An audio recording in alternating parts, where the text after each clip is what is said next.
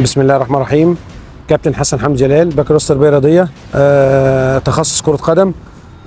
بدات في مجال التدريب عام 2011. بدات باكاديميه باسمي، اكاديميه الكابتن حسن حمدي من 2011.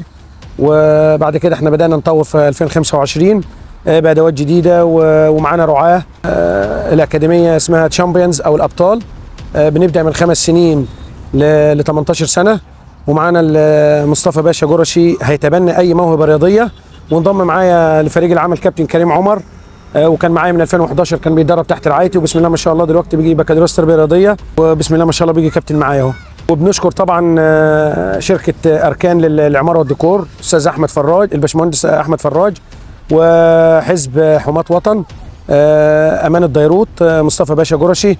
وبالمناسبه بشكر برضو صاحب الملعب الحاج نادي وعم ابراهيم والاستاذ احمد المساري. بسم الله الرحمن الرحيم. انا احمد فرج علي حسن، احب اقدم شكري وتقديري لكابتن حسن حمدي جلال على الاكاديميه الجميله، اكاديميه الابطال، اكاديميه شامبيون. وربنا يوفقه وربنا يكرمه، ان شاء الله نشوف مواهب من الاكاديميه جميله ان شاء الله باذن الله.